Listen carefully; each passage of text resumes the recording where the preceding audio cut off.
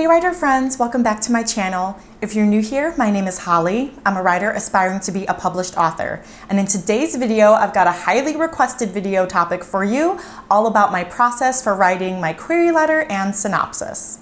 So I'm just going to preface this with something that I really intentionally should say in every video, is that this is just my process and what has worked for me.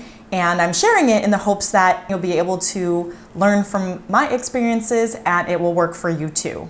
So you guys know I have been on the brink of querying the Celestial Code for a while now. I finished the 4th draft on December 30th. So you guys are probably like, come on, Holly, what is taking so long? But this is a good thing, you guys. I am being smart about it. I am not jumping into the trenches without making sure that I have all my equipment ready to survive it. Thus, I have been working on developing my query letter and synopsis. So since I'm going the traditionally published route, I have to query literary agents. Literary agents can request any or all of the following: a short bio, a query letter, a synopsis, and a sample of your manuscript. Now, the amount of pages that they request from your manuscript has varied widely in my research. So a lot of agents only want the first 5 pages, which is super cutthroat, but I know they're busy and they don't have time to read through pages and pages of manuscripts that they're not interested in.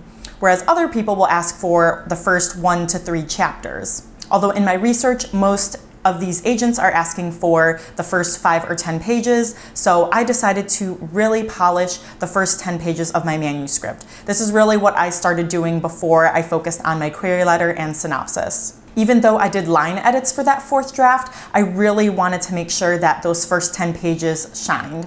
So this meant sending my first 10 pages to 2 of my critique partners and my alpha reader, and thankfully there was only very minor changes that I had to make, just kind of rewording or tweaking some sentences here and there. So I recommend that everyone do this for at least the first 10 pages. Okay, so back to the query letter. 99% of literary agents want a query letter. I was actually surprised by a couple people who didn't want the query letter. They either wanted like a short bio, or it was kind of like a query letter but kind of broken up and it wasn't as formal. Like they're like, give me a short, synopsis about your manuscript, and then give me a bio, and then send me the first 5 pages. So it was like kind of query style, but not like the traditional query letter that we usually send out. But having a query letter is so essential because it's how you're selling your book to the agent and how the agent's gonna sell your book to the publisher. It's your chance to say, hey, this is what me and my book baby are all about. So I actually queried my first manuscript, Ran a Query Realm, about 1.5 years ago. So that query letter, I kind of used that as a template, and it was kind of good that I had written one because I kind of had that experience and I had done all that research about query letters and querying literary agents before. But obviously with a new manuscript, there's some tweaking I need to do, so I kind of just used that as a basic template.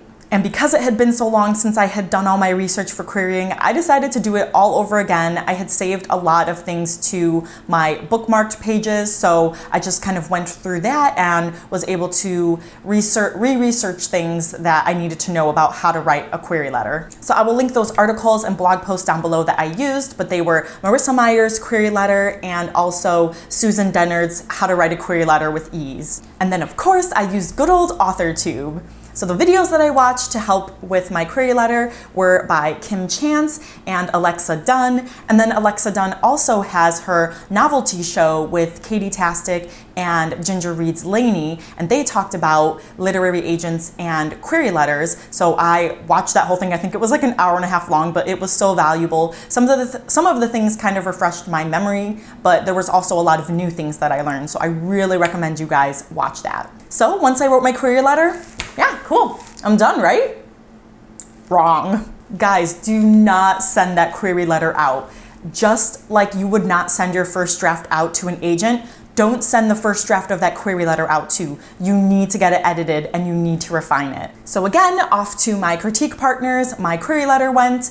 I got a little bit of feedback. There were only a couple minor changes to make to my query letter, but I just felt like I wanted some better eyes on it. So I had Kim Chance look at my query letter, and she caught a lot of things that they missed. I think that she was able to catch things because she hadn't read the manuscript before. So this isn't like sponsored by Kim Chance or anything, but I recommend her editing services immensely. they're very affordable, and she's very reliable and just gives very comprehensive feedback. So we went through a couple rounds of her feedback, and I was able to edit the query letter to a way where we were both happy with it, and I feel very confident in sending that to agents now. So next is on to the dreaded synopsis. And you guys know that this is the bane of my existence. Yeah, because TCC is like around 264 pages and 81,000 words, and condensing all of that into one page is not very fun.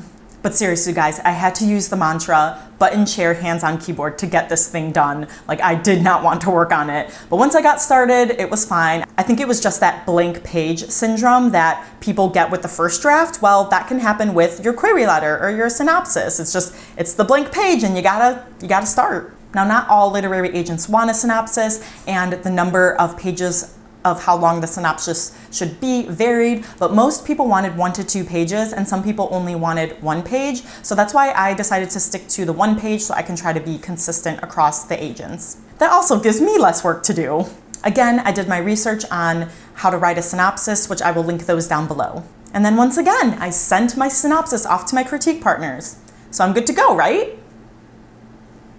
You guys should know by now, it's not okay, no. So I sent my synopsis and hired Kim for her synopsis critique services. You guys don't have to hire someone, you don't have to spend a lot of money on this, but I felt like at the stage that I'm at, it was crucial for me to get that more critical eye on my synopsis. And the thing is I think if you're gonna spend money on an editing service, you should do the query letter and the synopsis, because some agents only want a query letter and they're gonna throw it out if it's not good.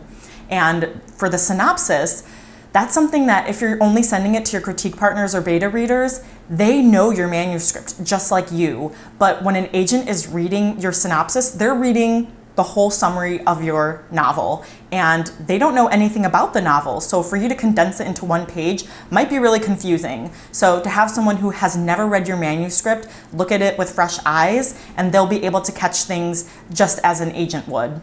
So thankfully, Kim Chance found, she mostly had a lot of questions for me, like, I think you should expand upon this, or what about this? This needs to be explained more, which I really appreciated and I felt like I needed, because if I didn't make those changes, then those are the questions that the agent would be asking if I sent it to them. So I am still in the process of editing my synopsis, but I'm gonna make it so that it's not hella confusing for those agents. All right, you guys, so that's it for this video. Be on the lookout next week for another highly requested video about how I am building my agent list. Let me know in the comments down below what your tips and tricks are for nailing a query letter and synopsis. Please give this video a big thumbs up and hit subscribe to support my channel, and I will see you guys next time. Bye!